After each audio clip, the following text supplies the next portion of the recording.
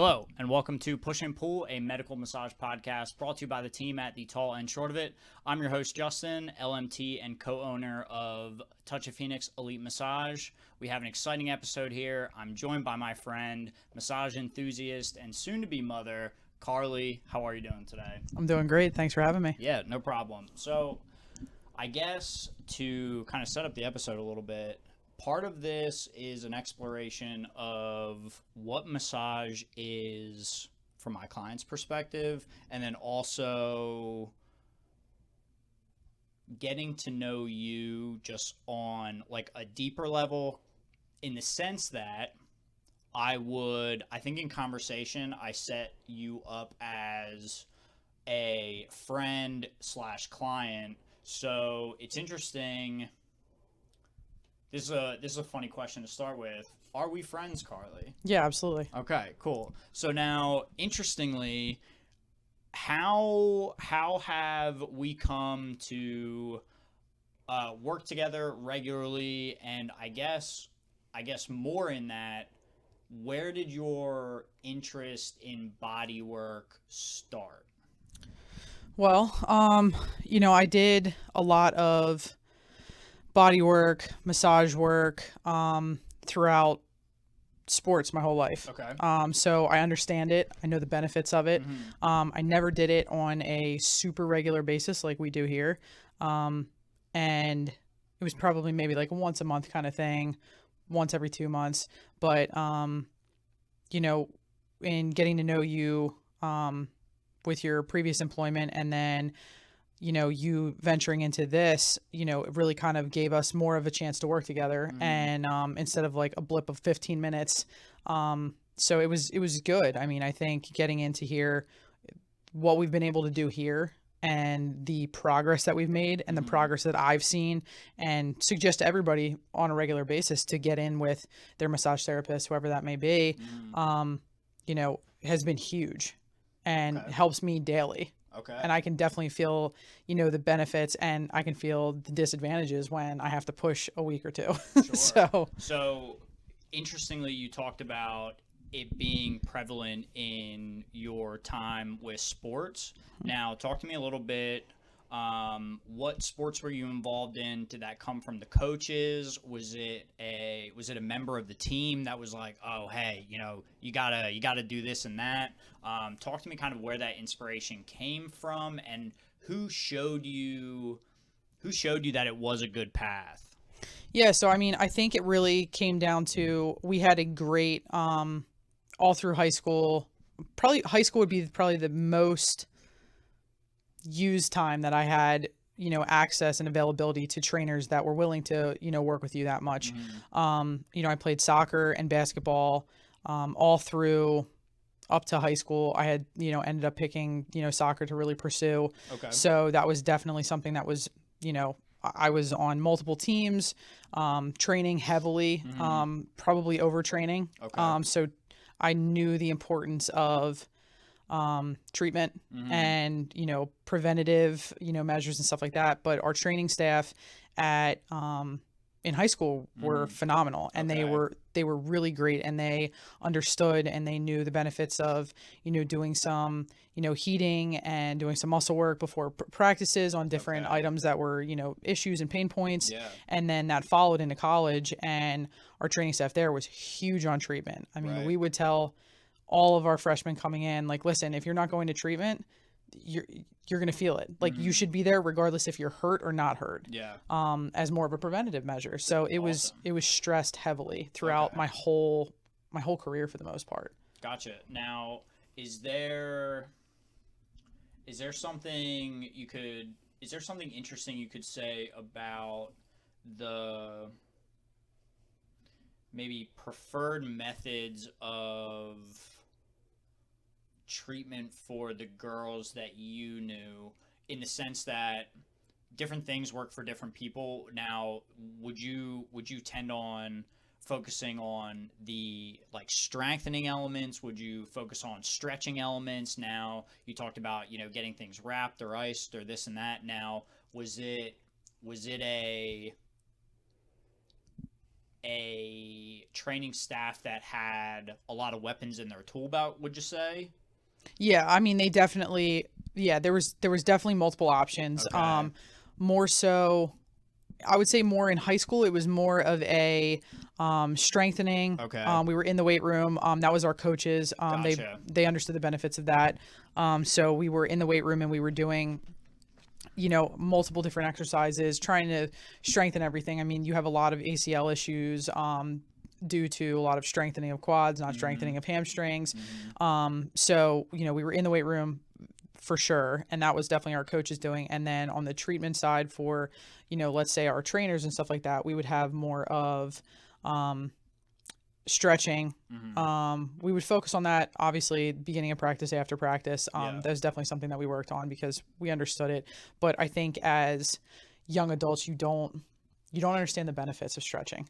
It just seems like something that takes too long. You want to just kind of go through. Yeah, definitely. It's just kind of more of a social thing at that point. Yeah. So Well, and that's actually a very interesting point that you bring up, the social element, because if I remember correctly, the sports that I was involved in, there was like, okay, you take over the stretching today, and there was like the captain sitting in the middle, Yep. and like throw this joke to that person, Yep, and absolutely. giggling and this and that. Okay, so yeah, from a young athlete's perspective, it does feel a bit like maybe team building, Yes. more than like bodybuilding, Yep. right? Wow, that's an interesting point that you bring up. Okay, cool. So we have a lot of different elements coming from different positions in your we'll say like sports history. So we got coaches doing good things, trainers doing good things, teammates doing good things, understanding it all. Yeah. So that's pretty cool. So now okay, so let's go back even a little further. Now, what was your childhood and upbringing like in the way that you were sports oriented, health oriented, and we'll say like conscious living oriented? Just give me a sense of what your parents were like, kind of what your childhood was like. Yeah, I mean, we definitely did. I was very active. I was outside all the time. I very, very rarely were we inside just like watching TV or anything like that. I was always outside, either riding my bike or trying to skateboard in the driveway, or, once I really fell in love with soccer at a pretty young age, I was outside, in the yard doing ball work all the time. Basketball, I was a big fan of basketball. Was decent at it, practice shooting all the time. I was out in the yard. So, we were definitely very active. I took to athletic ability came more naturally to me than it did my sister. Okay. So I would try to have her like, come out and be like, yeah, like, come on, like, let's practice, let's play. And it just wasn't there for her. She was very tall. So basketball was kind of something she just kind of transitioned into. Okay. But I think she grew a lot quicker than her body was ready for. So she was a little awkward. So I half the time would just be like, forget it, because I'm very competitive. So I wanted to practice and do everything. And then, so I mean, we were constantly going places. We were That's awesome. always at a tournament. We were always, going somewhere on the weekends. Weekends were for soccer. So it was like little league soccer. So even from like a very young age. Yeah. You were there. Okay. Yeah. Literally, probably from, I think the first team that I was on, I think I was maybe a U6 team. Okay. And I played Boyertown Club soccer all the way up through till probably like middle school. Okay. And then select teams kind of took over, and then ODP, which is the Olympic Developmental Program, got into that a little bit later. So yeah, it was constant on top of high school and middle school soccer as well. Okay, so it was a young finding of the love of the sport, and then just like you just had to go down that route, because to be good at the thing, you got to be healthy. You got to be Gotcha. So now, and if it's just it's the way it went, that's a totally fine answer too. Is there like maybe like a founding moment that you can think of, where you saw like maybe like Mia Hamm on TV and was just like, that's the shit? I don't know. I really, I think it was just something that they knew I had a lot of energy and they Okay. wanted to put me into, and I can't really remember any like specific defining moment. Sure. That's But fine. yeah, I mean, it was just something I fell in love with, and then it would just like consumed my life. Like, I mean, Gotcha. I watched the 99, team play. We watched them, win the World Cup for the first time. Yep. That was an epic moment. We saw, victory tours. We went down to the games down at the Lincoln Financial Field. Wow. Okay. So just And it steeped just, in yeah, soccer. it just Okay. spiraled from that. And my parents, obviously, like, they were great because they, gave me those opportunities to be Right. able to, take me places. I mean, they would drive me all over creation, Right. down to soccer camps in the middle of summer and, down to like UNC, Oh wow. huge Yeah. soccer camp, one of the best, schools in the country, with one For of a the, good amount of yeah, programs. yeah. Yeah. For So, sure. yeah, it was great. But without them willing to do that, putting the Right. money into it, I mean, because Right. it's not cheap to do. Hmm. Yeah, I mean, that would have, I mean, I would have, Barring money, like the time yeah, investment for them, that's putting aside their this yep, and taking that off, and yeah, yeah, that's a big sacrifice from a parent's perspective. So yeah, I can very much appreciate that gratitude where you're throwing it to them. That's pretty yeah. cool. Yeah, interesting. So okay, so just from a young age, just steeped in soccer, and then just through that culture, obviously you learn all of these things. You see the coaches at the camps and the other players and this and that. So if you kind of the line that you go down is, if you were to become an unhealthy individual in that environment, you would have had a pretty tough time, right? So it's just like Yeah. the natural course of things. Yeah, there was Right. there was no option. And I mean, I don't think we didn't eat bad. We didn't really eat fast food. Okay. Well, We that's huge. Yeah, I right mean, there. yeah, we Yeah. always had dinner at home. I mean, it would be, 6:30, 7 o'clock at night, usually after practice. But we'd always sit down and eat dinner. Mom always cooked, dad always cooked. So we Wow. always had like home cooked meals, which is Wow. great. But we weren't like we had, meat, potatoes, and vegetables, but, they weren't always the greatest potatoes. They weren't always, the greatest starch that we could have had. Hmm. But they did make sure that we had all those things. So I mean, I think at the very least it was pretty good with the information that they had available to them at the time. I think they did pretty good with our nutrition too. So that Yeah. that helps. And interestingly, the avoidance of the fast food, I think, sounds pretty key. And just based on what we know now, in like um, from like family data and like childhood developmental data, is one of the biggest boons a kid can have is growing up in just a two parent household, Mhm. and then on top of that, like the importance of that meal Yeah. at home, right, with siblings, both parents there. I can't imagine the power in that, like over a long period of Right. time, because it's stability, it's care, it's like so many things go into that. So I think that's really powerful that they propelled you forward and like lifted you up into the thing that it seemed like you were just like raring to do. Yeah. And then on top of that, like fostered the type of home environment that like allows for all of that stuff to happen. I think that's fascinating. So from there, talking about early sports and parents and this and that, coaches, moving from there, what was your transition into like high school, college age? Because I know you talked about the Olympic developmental program and this and that. Could you say something interesting about the state of mind, or your this may be a better way to phrase it. Could you say something interesting about the kind of self-talk that you would use in your high school and college years when competition was really ramping up? What was like that? What was that like for you? How did you keep a strong mental game? And I guess I would ask, were there any moments of weakness?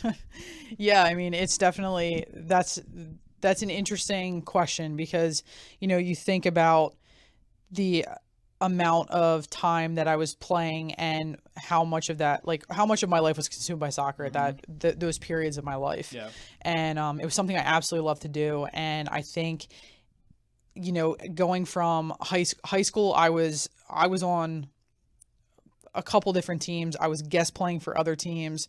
We had high school games as well, which our high school team and program was very demanding. Okay. We had 1 month out of the year that we didn't practice, and that was it. Everything, wow. every other month we were practicing, whether indoors, outdoors, tournaments.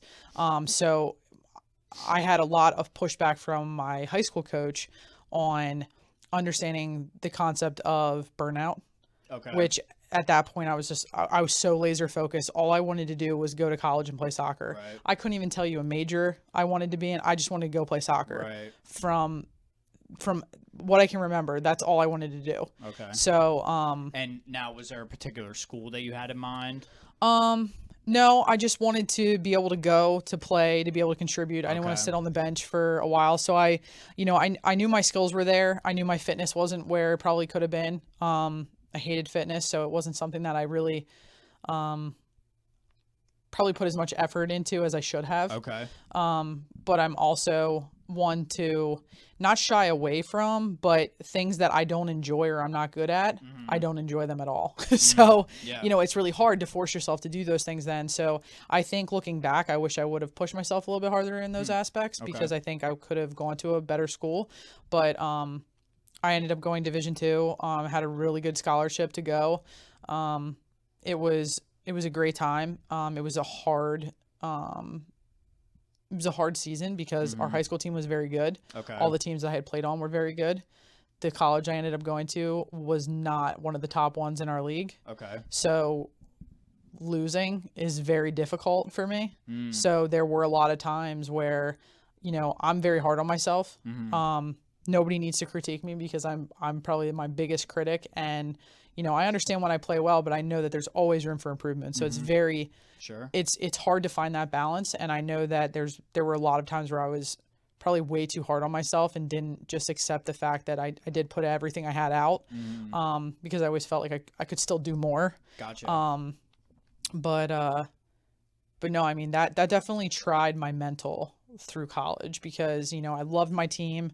That's one of the reasons why I went there. My recruit visit was great. So I loved the team. I loved the program. I loved what we were doing, but losing is very difficult for me mentally. And I don't know why. I don't know what the underlying issue is with that, but, my just like innate ability to win and then be on teams that like people weren't matching my ability was really difficult. Yep. So definitely a lot of learning Okay. mentally in that time period. Okay. Still a great time. Yeah. Wouldn't trade it for the world, but yeah, it's difficult. Now, a couple of things stand out to me in that. Do you believe there would have been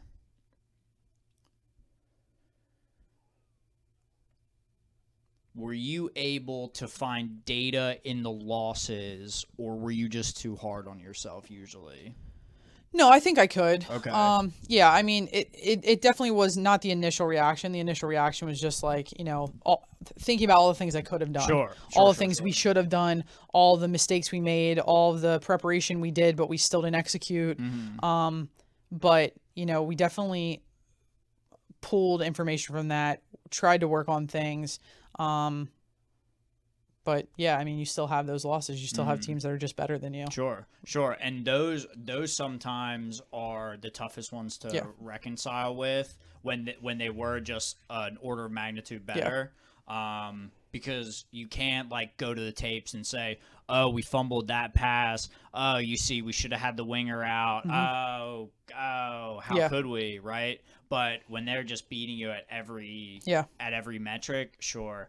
No, that's just interesting because I think, and I've heard a couple important people in my life talk about it, where it's the data you can gain from a loss is so much more important than like how good a win feels. Oh, yeah. Because like you can only garner so much from like, well, that just went great, didn't it? And then just dust your hands and go get a cheeseburger.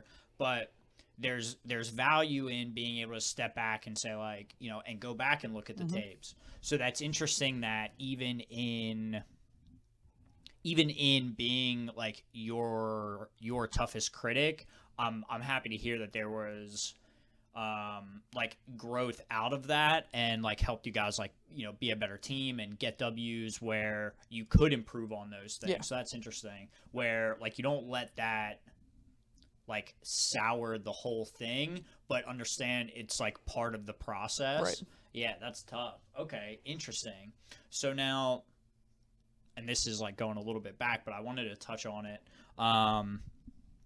You talked about maybe overworking a little bit sometimes in the gym or whatever. Now, could you speak to some of the other players that you were with? Was that part of the culture? Do you think that was you? Was it just a little column A, a little column B? Talk to me a little bit about what those conversations were like with your teammates in relation to training and how much of it you were doing. Was there peer pressure? Yeah, I don't think there was peer pressure. There was definitely a few of us that were kind of in the same boat. We're really striving to get scholarships. We're really striving to, do the best we could and put ourselves out there as much as possible for college coaches to see us. So whether that was, guest playing on other teams so that we could hit that certain college showcase, because the team that we were, currently playing with, they weren't registered in there. Right.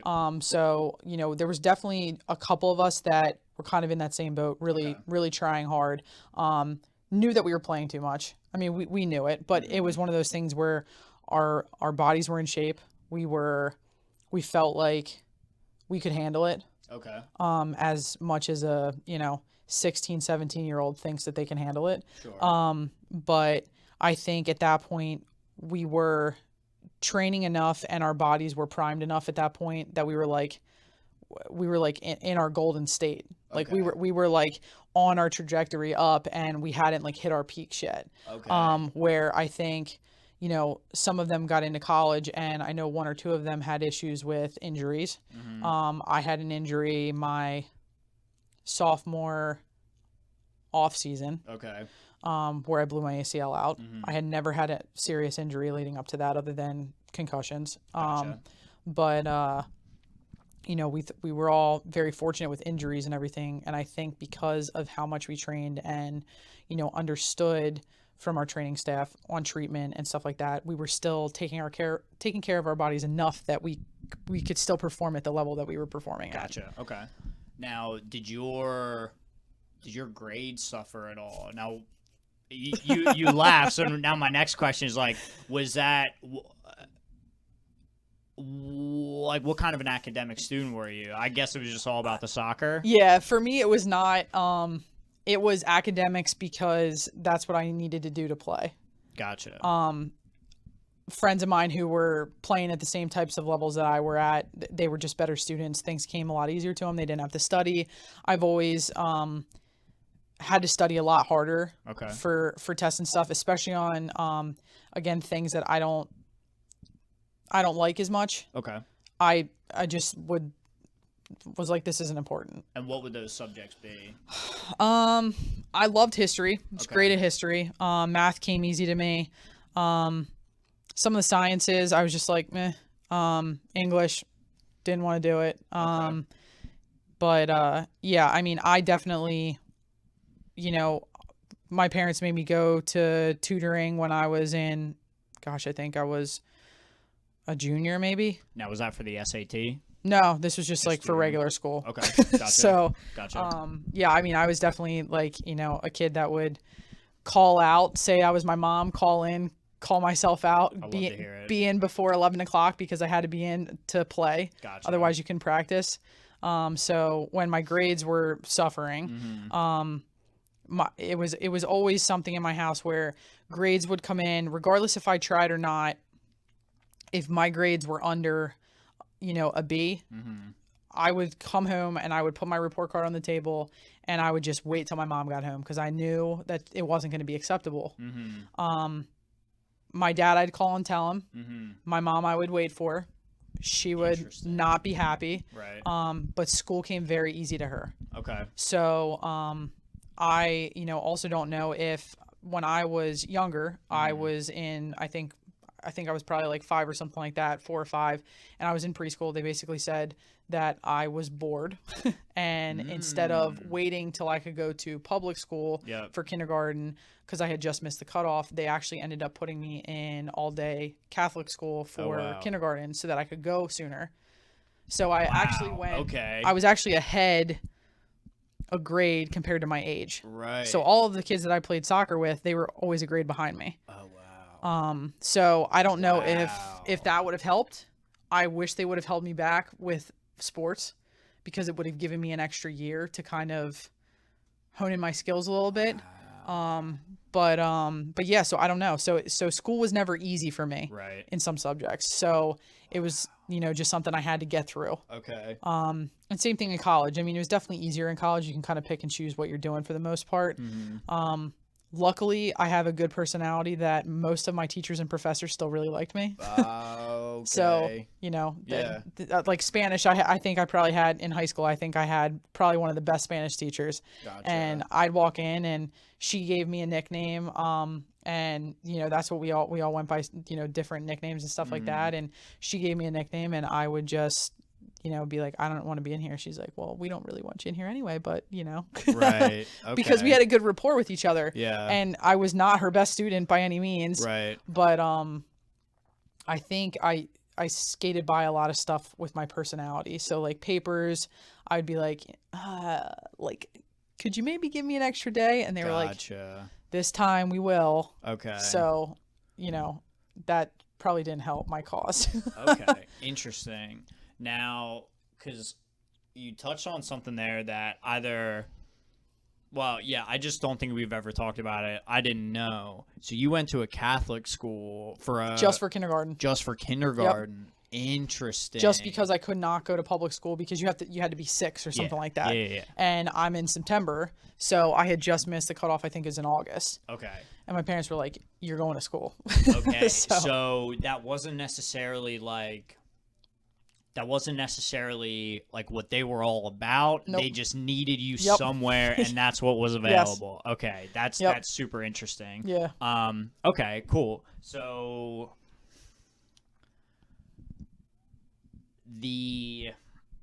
so to continue kind of in the college realm, so we had good rapport with your teachers, and that helped you with the academics. Yeah. To a significant degree. Okay. So now what was your college soccer career like? And well, actually, I'm not even sure that that's as interesting as I'd actually like to talk about the ACL injury. So what was the response from the team? And then how, and we can kind of talk about treatment here, because that's interesting.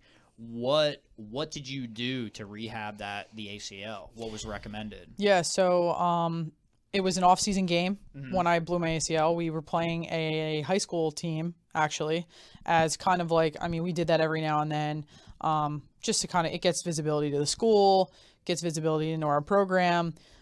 So a couple of them had done a couple cheap shots, and we're like, come on, guys, like, this is like, it's an off-season game. It's just a friendly, like, right. And I had went to turn. I pivoted on this to come this way. Girl came through, took my knee out this way. Felt a pop, kind of blacked out. I don't remember exactly. Everybody said I screamed a lot of profanities. Gotcha. Probably the worst pain I've ever felt in my life. Gotcha. My knee immediately blew up. Trainers came and carried me off. I was just like, I wanted to finish the game, but like I couldn't even move. Went down, did a couple tests. Once they were trying to get some of the swelling down, which just, I guess it fills with blood. That's what happens. So our trainer called my mom that night. He told me he thought everything was going to be good. He told my mom that night he was pretty sure I blew my ACL. So he knew better than to tell me. That's got to be like that's got to be like coaching staff 101. Yeah. You tell the kid they're gonna be fine. You tell Yep, the parents yep. like the real shit. Yeah. Yeah. Okay. Continue. Sorry to cut you off. No, that's fine. So went to go get everything checked out. Did MRIs, did everything I needed to do with that. Was sure that they were not going to tell me that it was torn. Okay. Started doing everything I could to, get swelling down, get everything, like keep it elevated. Still try and do some stuff. Still went into the gym, because I could walk, but I just couldn't turn. So the second you go to pivot, you collapse, but it like gives out. But walking straight, absolutely. So went in, he was like, it's blown apart. There's nothing there. It's supposed to be here. There's nothing there. Luckily, it didn't do anything other than, I think, strain one of my other ligaments. So pretty much did everything I could to get my strength up. They said, anything that you can handle and you can do, go ahead. The better strength you have going into surgery, the better. I went up to OAA up in Allentown to get it done. The women's national team surgeon was up there, so I knew that it's a pretty good facility. They were great up there. Got it reconstructed. Didn't ever have to wear a brace. Wow. Took a full year to rehab.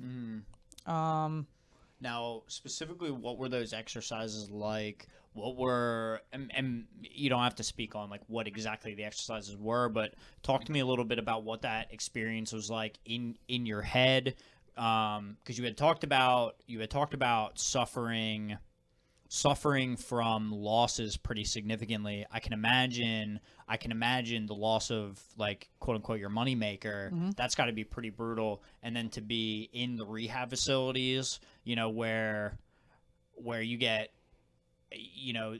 a couple steps down the line and, this doctor say, oh, you're doing great, but you're used to like winning championships and whatever. So talk to me what that was like in your head. Were you mean to yourself? Were you supportive of yourself?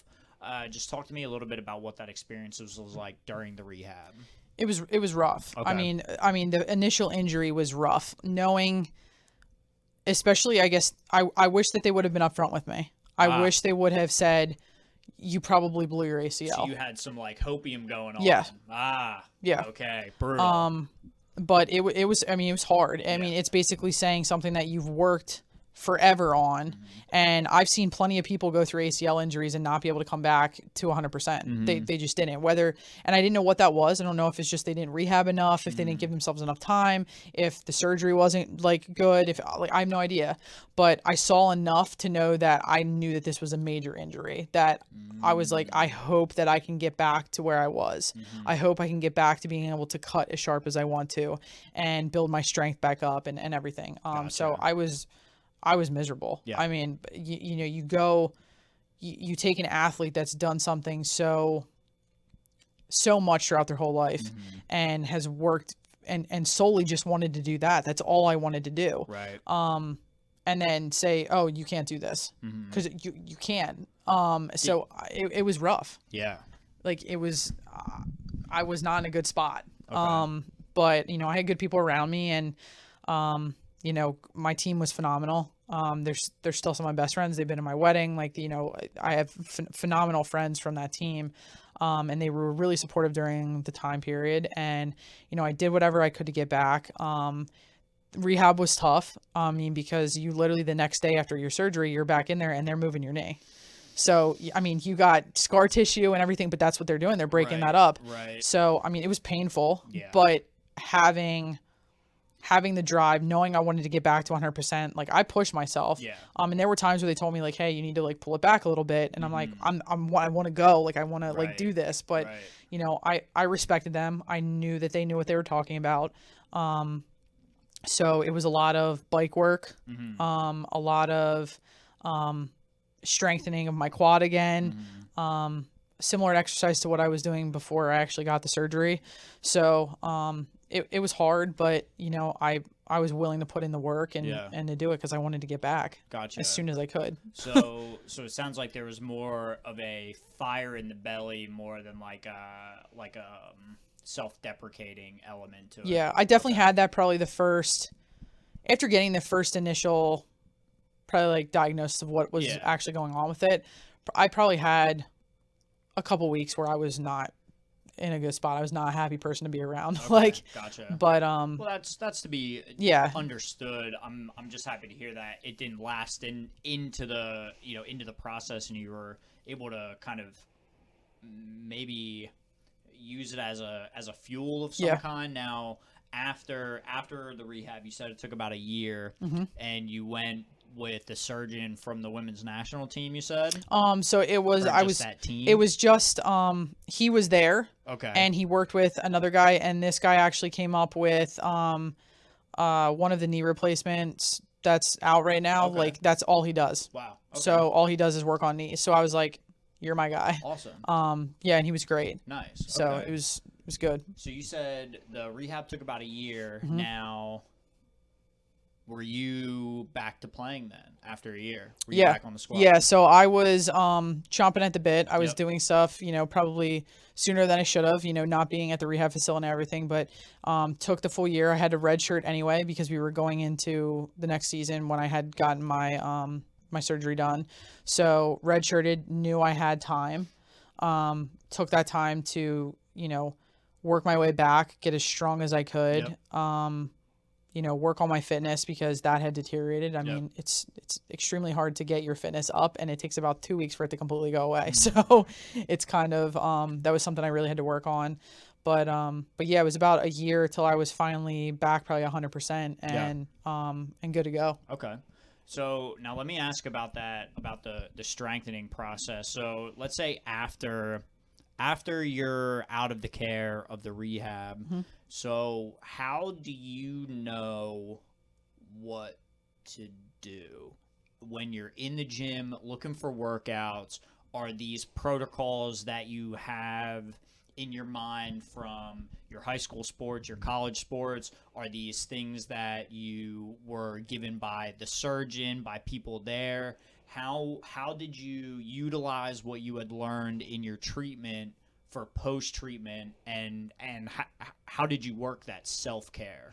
Yeah, so we definitely, just with doing some stuff through high school and everything, I understood, different exercises and everything. Sure. And then I did have some exercises that the rehab facility that was at OA, they gave me. Awesome. And then working with my trainer, they would have me come up and do rehab with them, usually twice a day. Okay. So I would do rehab with them. I would, we also had a strength and conditioning coach. So, we focused a lot on workouts that he would provide, and then he gave me some extra workouts to do because he knew that I was coming back from an injury. So, well, I had a lot of tools in my belt. Yeah, seriously. Okay, because I just know from clients and moreover personal experience, sometimes just the want to move forward isn't necessarily enough. Sometimes there would be multiple paths to go down. It's hard to know where to start, what to do when you've started.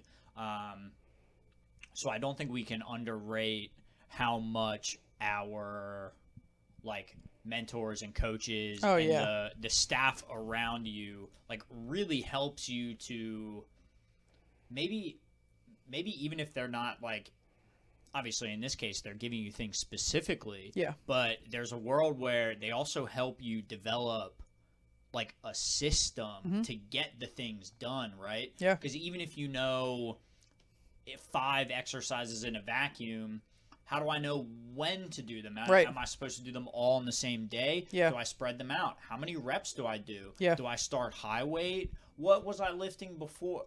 All of these things come into play, which I guess is why I wanted to delve so deep into how much they helped and the process and this and that, because what I'm learning in my practice is people just don't know. They're not told anything. No, and I mean, and I mean, a good aspect, a good thought on that is I've always traditionally worked with weights or resistance or something like that. And I've never had to come back from an injury like that. So it was interesting because in college we had a pool. Okay. So they had me a couple times. They were like, okay, like we're going to do this rehab. You're going to come up here. And then we want you to do a pool session. These are the workouts we want to do. And I was like, what? Like, I didn't even think about it because I knew we had access to it. Right. But it never crossed my mind that getting in the pool, I could work on my strength. I could work on so many other things, and it's low impact. Yep. So that was a huge help. So I was in there all the time. It helps with my cardio. Yep. You know, and we had done pool workouts with our team on, you know, hotter days when, you know, we're in the middle of season, but we still need to do conditioning. We would go in and do pool workouts. Yep. So I knew that it was available, but it never crossed my mind. So if they wouldn't have given me that tool, I wouldn't. I don't know how quick. I mean, I don't know if my, you know, recovery process would have been the same. Wow. Okay. So, and the strength of the pool exercises is it's very like obvious when explained, but the idea is that all of those water molecules, they do weigh something, right? And the action of treading water and like moving your arms around, you're actually pushing all of those molecules out of the way. And because they do weigh something, your muscles are engaged. They are weight bearing, as you would say, but like you said, low impact.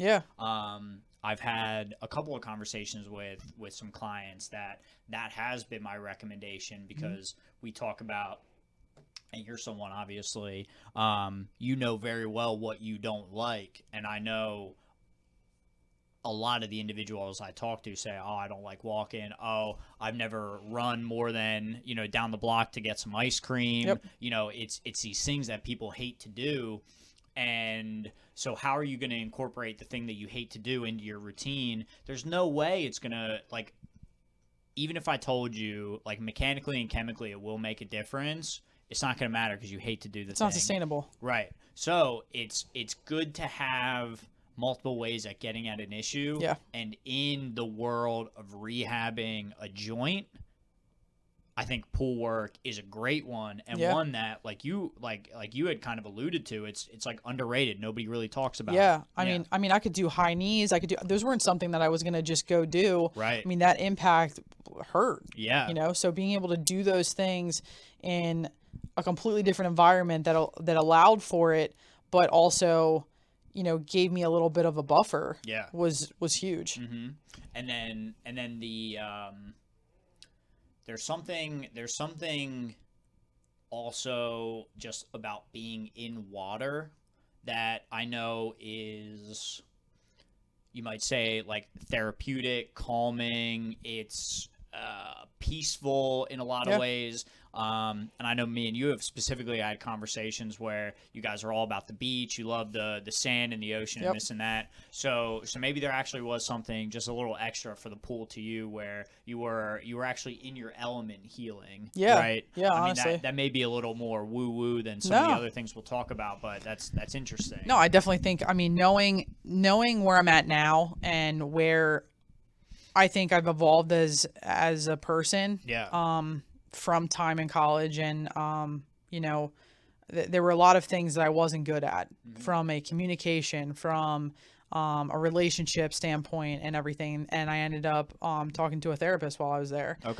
Something that I didn't want to do, something that the person that I was with at the time was like, we should do this, and I was like, get out of here. But ended up meeting a phenomenal therapist. We talked for 2.5 years out of college. Wow. It was a free service that was offered by the college, which I think everybody should take advantage of. And, you know, she changed a lot of my mental. And I think if I would have gotten with her sooner, I probably would have done better in a lot of, you know, situations where I just didn't react correctly. Because it was just what I was used to. And I think now, looking back, like, yeah, I mean, I can definitely see where, you know, I've always loved the beach. And I know a lot of people will say that, but knowing how connected we feel when we're at the beach now, and how much I got out of those workouts being in the water, even in a pool filled with chlorine, you know, like, I think they had more help on my mental than they did even my physical at that point. Interesting. And that just goes to show how important how important strength up here is when you're mainly involved in an activity that's just supposed to be working out your body. Yeah. It's amazing how much of it is a mental thing. Oh, yeah. So that's fascinating to talk about. Well, I appreciate you going back through the treatment of the ACL and all that, because that's fascinating. I myself have never had to rehab like an injury like that. So that's way out there, man. And so you're saying like after day one, they're manipulating it and turning it and saying like, oh, this is what we got to do. Yeah. It's crazy. And there is, well, I shouldn't say that's crazy, because there are elements of that in massage where like, I know it's uncomfortable, but that's the way through. Yeah. You know? Yeah, absolutely. And I think that is, the more I'm on this planet, the more that is revealing itself to be true, just on like multiple different levels. I know me and you have talked about it before, where a lot of times the way out is through. Yeah. And whether that's like a physical injury, a mental injury, you know, the presentation you got to do at work, the project, whatever it is, usually the way out is through. And a lot of times that means some painful encounters with some things you don't like. Now, keeping this in the spirit of massage and body work and learning about the ways in which the body works, me and you had an interesting conversation the last time I saw you, when we were talking about infancy massage and what that's like and what it is. And now one of the more exciting things that I could say is you guys are about to be parents. You guys are expecting a young one, which is super exciting. Now, talk to me a little bit about what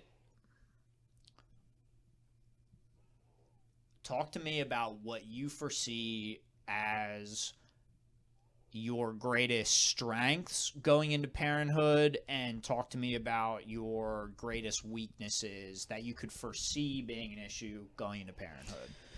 Yeah. So, you know, we're really excited, and we talk about, you know, different situations and scenarios all the time. Right. You know, a situation happens somewhere where we're out, and, you know, we get in the car and we're like, okay, like how would we handle that situation? Yeah. You know, I definitely think I'm a natural, like, caregiver. You know, I take care of everything because I know that that's something that I can do. I enjoy doing it. So I know that from that standpoint, like, our child will never want or like need for anything, I should say. Okay. So I know that from that aspect, you know, being 100% present, I am like so hyper focused on being 100% present because I know the value of that. Okay. So I think that that's something that I'm going to be really just like good your at. parents were at Yes. Okay. Yeah. Yeah. And they're probably the main reason why I want to be so present, because there isn't a game leading into college that I remember that they missed. And they both worked full-time jobs, Right. but they were always there. They were always present. And I I valued it, but I never valued it to the point that I do now. Yeah. Because you just don't realize. You don't value those things as a young adult. And you didn't know how much it was adding up to. Yeah. Okay. You know, so I know that that's something that I'll definitely be good at. Yeah. From things that I'm going to struggle with, I don't even know. And that's not, you know, to say like I'm great at everything. I know that there will be. Sure. But I think until we kind of encounter those, I'm not really sure. Okay. Yeah, Fair enough. You know, I think that I'm going to be good at disciplining, but maybe I won't be. Gotcha. You know, we have, you know, nieces and nephews, and both of us are very, not afraid to be the bad guy. Gotcha. Even if that means we're the only bad guy, because some scenarios that is the case. You know, where if I have to be the one to put them on timeout, that's fine, because I understand that structure is important. So, you know, I'm like, okay, like, you're going to do that, then we're going to go sit on timeout. And, you know, the kid's like, whoa, wait a minute. Like, right. You kidding me? Like, and I I'm thought like, you guys were the fun ones or whatever. we are, but Yeah. I think, you know, we can flip that switch when it's necessary. Okay.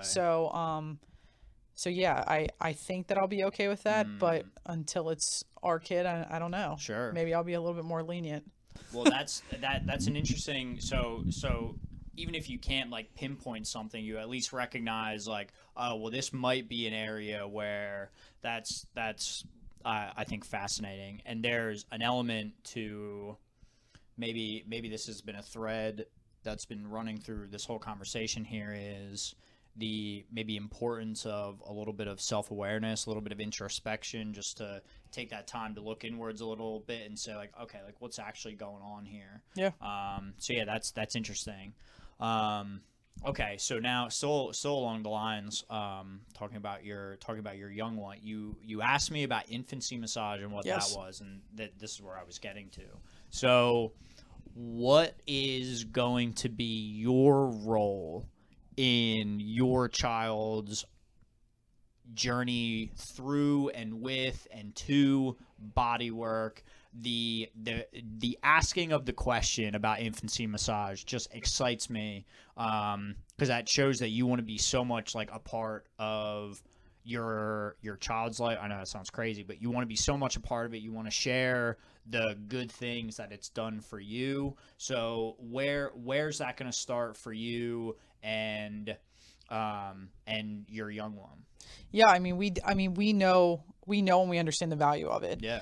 It's something we do on a very, very regular basis. Yeah. I think it's part of the reason that we can, you know, cycle as much as we do, hike as much as we do, like, just do the activities that we like to do, Yeah. and still feel good. So, you know, knowing that that's something that we could start to work on with our child from, you know, day one is huge for us. Gotcha. And, you know, if we're reaping the benefits now, wishing that I would have been able to get into it sooner, you know, I obviously want to share that. Sure. So, you know, and then along the lines of, you know, not only is it beneficial from a, you know, a physical standpoint, but the mental that we were talking about and creating that bond and making that bond stronger, that's also something that of course that we want to do. And that sounds huge. So yeah, I mean, it was kind of a no-brainer. As soon as I brought it up to Katie, she was like, yeah, of course we were going to do that. Yeah, like, you know, right. Not a question. We hadn't talked about it before, but, you know, we were both on that same kind of page. Yeah. We're like, yeah. That's awesome. Okay, cool. Yeah, there's I think there's a lot of maybe unexplored territory there as far as like Western culture goes.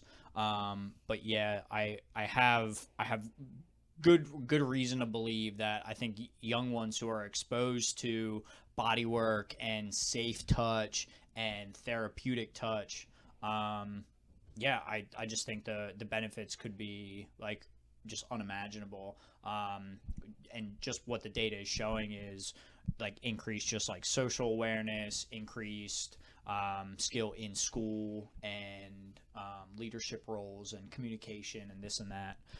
So just a lot of good stuff. So I think it's exciting from a therapist perspective to be able to introduce systems of living to like the people that are close to us. I think there's a lot of value. I think there's a lot of value in that, in sharing or attempting to share the things that work for you. Yeah.